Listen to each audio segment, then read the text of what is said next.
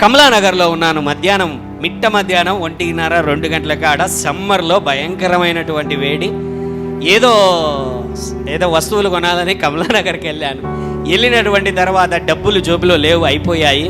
మా అమ్మ ఏమో ఫోన్ చేసింది, కొన్ని వస్తువులు కావాలా తీసుకొని రా అని. అంటే ఫోన్పేలో అప్పటికేగా ఫోన్పే కూడా లేదు. 2017, 16, 18 ఏదో టైం అంతగా గుర్తుకు లేదు, డోంట్ నో ఎగ్జాక్ట్లీ. డబ్బులు చేతిలో లేవు. ఫోన్ చేసింది, పలానా తీసుకొని రమ్మని.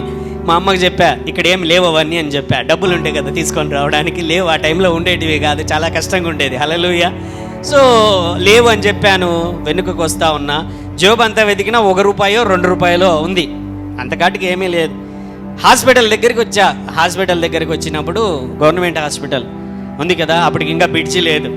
గవర్నమెంట్ హాస్పిటల్ దగ్గరికి వచ్చినప్పుడు దేవుడు ఉంటానులే ఏమన్నాడంటే, నీ జోబిలో ఉండేదంటే నీ పర్సులో ఉండేది నీకు మొదటిగా కనబడేటువంటి ఒక భిక్షకునికి, అడుగు తినేటువంటి వ్యక్తికి నువ్వు దానం చేసేసి అని చెప్పాడు.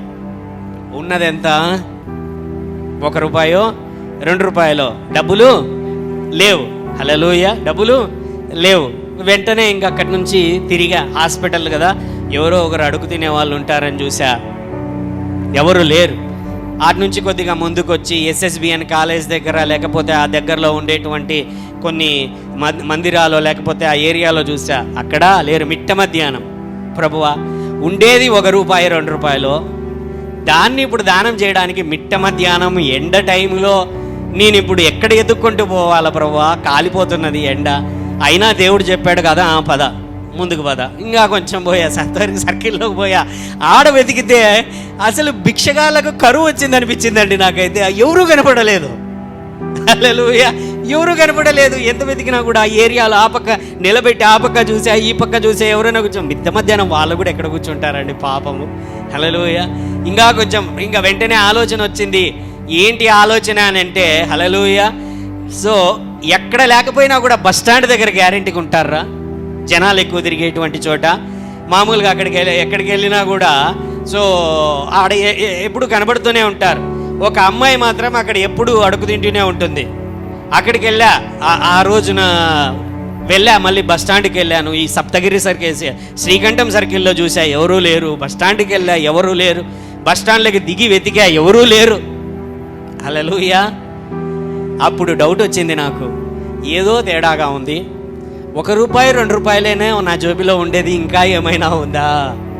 హల్లెలూయా. మొత్తం అంతా వెతికితే లోపట ఎప్పుడో మడిచి దాచిపెట్టుకున్నటువంటి ₹500 నోటు ఉంది. హల్లెలూయా. ₹500 నోటు లోపల ఉంటే, అబ్బా ఇప్పుడు జ్ఞానోదయం అయింది ప్రభువా, ఇందుకోసమా నువ్వు ఇది చేసిండేది. హల్లెలూయా. పోనీ బస్ స్టాండ్ దగ్గర వెతికితే బస్ స్టాండ్ దగ్గర కూడా ఎవ్వరు లేరు. ఇంక ఎక్కడుందండి జనాలు ఎక్కువ కూడుకునే చోటు, ఖచ్చితంగా దొరికే చోటు రైల్వే స్టేషన్. రైల్వే స్టేషన్కి వెళ్ళాలని చూస్తూ ఉన్నాను. రైల్వే స్టేషన్ శ్రీనివాస్ నగర్లో నుంచి లెఫ్ట్ సైడ్ తీసుకొని వెళ్ళాలి బస్ స్టాండ్ దగ్గర నుంచి, ఆ లోపల నుంచి. ఇప్పుడు బ్రిడ్జి పడింది. హల్లెలూయా.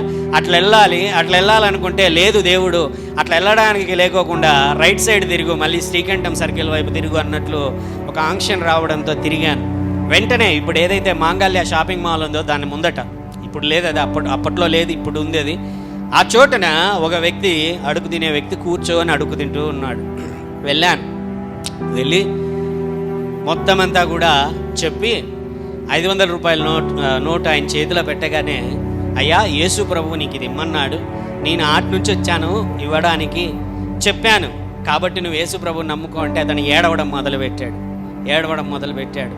ఏమి పరిస్థితి అని అంటే, ఆయన యొక్క భార్య దేవుణ్ణి నమ్ముకొనింది, కుమారుడు దేవుణ్ణి నమ్ముకున్నారు, కోడలు దేవుణ్ణి నమ్ముకొనింది. కానీ ఈయన ఒకప్పుడు బుద్ధి శాలకు కూడా వెళ్ళాడు, నామకార్థంగా వెళ్ళాడు. ఆ తరువాత ఏం చేశాడంటే, బాగా గమనించండి, వ్యభిచారుల వెంబడి వెళ్ళడం ప్రారంభించాడు. తాగుడుకు బానిస అయిపోయాడు. జీవితం అంతా చెడిపోయింది. అనారోగ్యాల పాలైపోయాడు. అదే ఏమి భయంకరమైన స్థితిలోకి ఎంత చెప్పినా ఇంట్లో వాళ్ళు, భార్య కానీ లేకపోతే కొడుకు కానీ, తాగవద్దు, వ్యభిచారుల గుంపులోనికి వెళ్ళవద్దు, వ్యభిచారం చేయవద్దు, అది శాపమని ఎంత చెప్పినా కూడా నేను వినలేదు. నా బ్రతుకు నేను బ్రతుక్కుంటా ఉంటిని. కానీ ఈ రోజున దేవుడు నాతో మాట్లాడినాడు, నా జీవితాన్ని మార్చుకుంటాను అని చెప్పి ఏడవడం మొదలుపెట్టాడు. దేవుడు నీతో మాట్లాడాడని నాకు అర్థమైంది, ఇక నీ బ్రతుకును మార్చుకొని చెప్పి అక్కడి నుంచి ఇంటికి వెళ్ళిపోయానండి. హల్లెలూయా. How God leads. ఇది గొప్పతనము కాదు, దేవుని యొక్క గొప్పతనము. ఎప్పుడైతే ఆయన స్వరాన్ని మనము వినడానికి ఇష్టపడతామో ఆయన మనతో మాట్లాడడానికి ఇష్టపడతాడు. ఆయన మాట్లాడటమే మాత్రమే కాదు, మన ద్వారా ఆయన ఏమైతే జరిగించాలనుకుంటున్నాడో దానిని జరిగించడానికి ఇష్టపడేటువంటి దేవుడు.